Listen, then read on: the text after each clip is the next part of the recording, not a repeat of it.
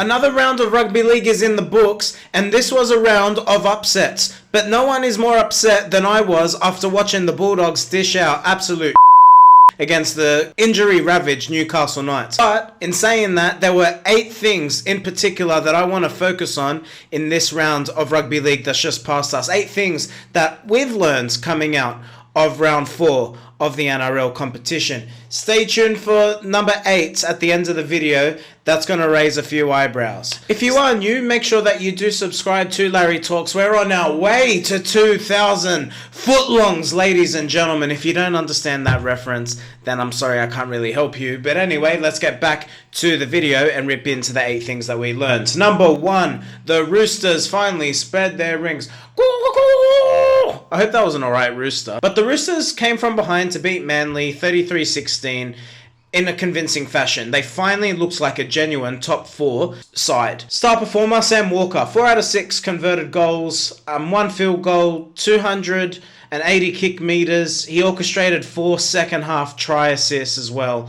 A really brilliant performance by the Roosters number 7.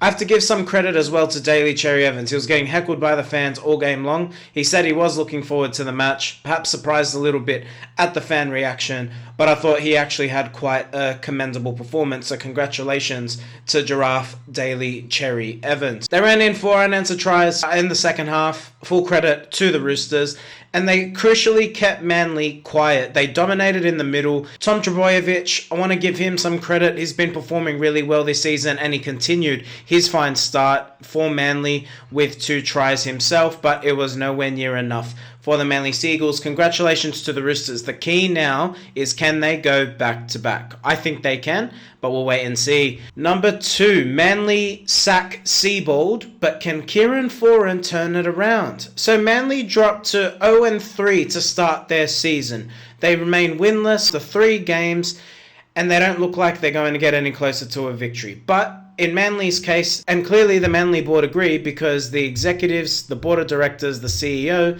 Scott Penn, have decided to move on Anthony Seibold. But they've made a ballsy call here in appointing Kieran Foran. Kieran Foran is the fans' choice. He is a player's choice. What do I mean by that? Well, he'll demand respect to that dressing room. He's only recently retired. He played with this group of players only 2 seasons ago. He is a young coach. He understands what these players might be going through, so I think he'll command respect out of the dressing room. There's no doubt about that. Kieran Foran is unproven. In saying that, they couldn't get much worse than they were under Anthony Seibold. We've seen Tom Trbojevic has been critical, and he's been performing really well for Manly, but the question mark I have here is, I don't think anyone would necessarily have Manly in their top 8 to start the season, so I'm not sure what the expectation is here.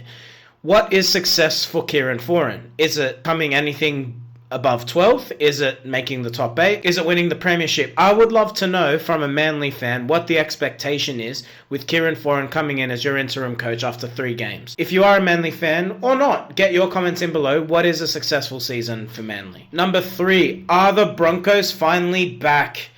The Broncos look very sharp in their 26-12 win over the Dolphins despite missing Payne Haas. Star performer Adam Reynolds, again the little magician, 2 try assists, 310 kick meters. He forced 4 line dropouts for the Dolphins. He put them under pressure during key moments. And I have to give full credit here to the Broncos. It was a very entertaining game. For me, the most entertaining game of the round. I think the Dolphins can take a lot of solace in the fact that they can score points. They look a threat every time that they have the ball. Dolphins can play their best football more times than not. They'll definitely win more games than they'll lose, because on paper they can really cause a lot of headaches, and they did cause the Broncos headaches, but the Broncos ultimately are a classy outfit, and they finally won a game that they were expected to win. It was a Broncos-like performance. They led from the front from the kickoff, and that's what's been missing from the Broncos. We know that they can win games. We know that they can come from behind, but I made the point a few weeks ago that you can't necessarily rely on always coming from behind. Consistency is what will ensure you win back-to-back premierships, not fluking your way to victories. And this win against the Dolphins in a local derby in front of a big crowd was definitely a step in the right direction for the Brisbane Broncos. Now, can they go and win 3 in a row?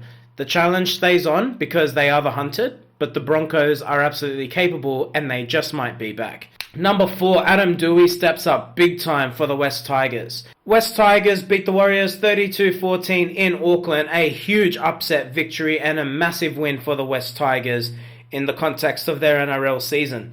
Just last week, we saw the Tigers struggle to beat the Broncos, and it was a matter of, oh no, are we getting the same old West Tigers?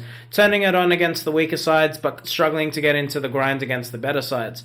But with the Warriors, in what was an overall a decent scoring game, the West Tigers stepped up. They played well, and full credit here needs to go to Adam Doueihi. Jerome Luai was out injured. This is a guy who has never really been married to a position per se. He's been played at centre, he's been played at lock, he's played halfback, he's played fullback. He's played just about every position there is on the rugby league field, but he is finding his own as a number 7. Granted, an unorthodox halfback given his size and stature, but Adam Doueihi looks like the $1 million halfback, not Jerome Luai. He was dominant against the New Zealand Warriors, who were on a winning streak of 3 games in a row up until this game. He dominated with 2 try assists, 1 try, 18 runs for 226 metres gained, 5 tackle busts, 2 line breaks. A star performance from Adam Doueihi, and I think the Tigers signed him on a $400,000 a year contract. I think there's some talks that he's now about to extend that contract, and I can't blame the Tigers. You want to lock him up real quick. Other teams start offering him $1 million contracts.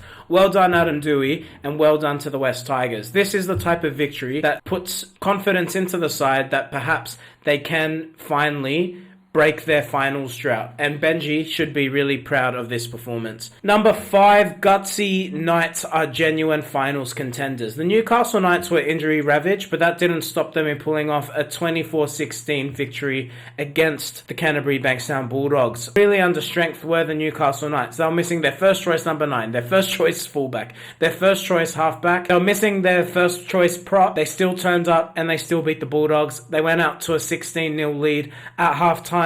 Dom Young scoring a hat-trick for the Newcastle Knights. They scored 5 tries to 3. The scoreline flatters the Bulldogs, who mounted a small comeback. Full credit here because Holbrook. There was not much expected of the Newcastle Knights. In fact, most people, myself included, had them finishing in the bottom 4 to start the season. They now sit on 3 victories out of 4 games. That's a really impressive return. And when you consider that they are without nearly $3 million of their salary cap, man, full hats go off to the Newcastle Knights. There is no doubt about it for me. They are genuine finals contenders. Number 6, Ciraldo needs to make changes now. The Bulldogs blew their unbeaten record in a disappointing 24-16 loss against the Newcastle Knights. They actually ran for more metres overall than the Knights. 2,053 metres against the Knights, 1,693 metres, and they had more runs than Newcastle. But they conceded more penalties, they had more errors, and they showed zero creativity out of the spine. That's where a lot of this energy goes into around Cameron Ciraldo needing to make some key changes. From a personnel perspective, Lachlan Galvin, Matt Burton, Bailey Hayward, Connor Tracy, and myself all have something in common. None of us got any try assists against the Newcastle Knights, and that is a problem. Connor Tracy, look, is a good performer for the Bulldogs. 32 runs for 233 metres. You can't argue with that. Connor Tracy is not the problem for the Bulldogs. But between the whole spine, there is a genuine lack of creativity. No try assist between your 4 key players in a game where you're really looking for points is a concern. The Bulldogs are far too side to side, getting too deep as well in terms of what they're doing with the ball. Ciraldo needs to make some personnel changes. If you want to see more on my proposal, I've made a video with a thumbnail here talking about what I would be doing if I was Cameron Ciraldo against the South Sydney Rabbitohs. Number 7. Could the Panthers go undefeated? The Penrith Panthers, once again, a huge victory in a local derby against Parramatta, heading out 48-20 winners. Star performer, Nathan Cleary. This guy is on track to win a Dally M medal. 1 try, 4 try assists, 8 out of 8 goals, 396 kick meters. It was a Dally M-esque world-class halfback performance. The criticism of Nathan Cleary is only around State of Origin level.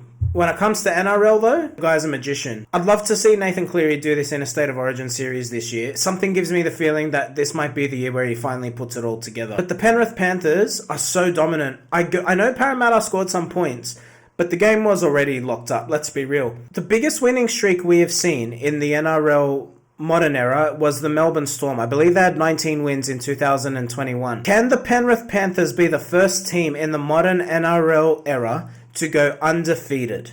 I'm not sure that they'll do it, but if anyone can do it, it is this side. They are winning in such emphatic fashion, with such dominance, that you can't write them off. We have to give a quiet shout out to the milkman, Thomas Jenkins. Mate, how many tries has he got? He's absolutely killing it for the Penrith Panthers. He's got 7 tries already in 4 rounds of rugby league.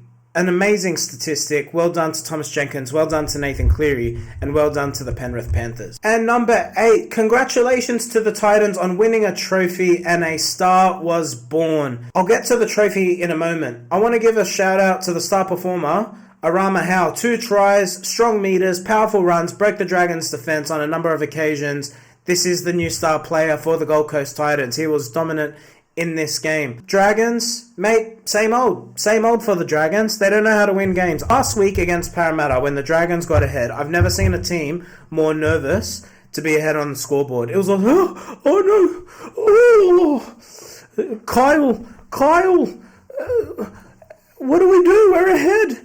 And between Atkinson and Kyle Flanagan, no game management against the Parramatta Eels, and that happened again against the Titans. Just a true lack of control. In all seriousness, I'm glad to hear that Kyle Flanagan is okay and out of hospital following a devastating head clash with his own teammate. But I do want to congratulate the Titans. They do win their first trophy of their NRL history. They have won the Wooden Spoon Cup. Congratulations. This game was worthy of a relegation battle. If the NRL wanted to introduce relegation, they could have done it just for this game. I would have happily relegated the Titans and the Dragons together. I don't know what competition they'd be going to. I don't know who they'd be versing every week. But you know what? I don't care. That was a terrible game of rugby league, and you just saw why these two sides are a shoo-in to finish 16th and 17th on the ladder. But congratulations to the Gold Coast Titans. You have won the Wooden Spoon Premiership, and you should be extremely proud of it, because I think that's all they're going to win all year. And there's the 8 things that we learned following NRL Round 4 of the Telstra Premiership. Did you enjoy the video? Do you agree? Do you disagree? Can the Panthers go undefeated? Are the Broncos back? Do you think the Roosters are going to be a genuine Premiership threat now? Get all those comments in below. Subscribe if you're new. Like the video. All that good stuff. I've been Larry. Enjoy your rugby league. Predictions coming out over the next 2 days. And get out of here.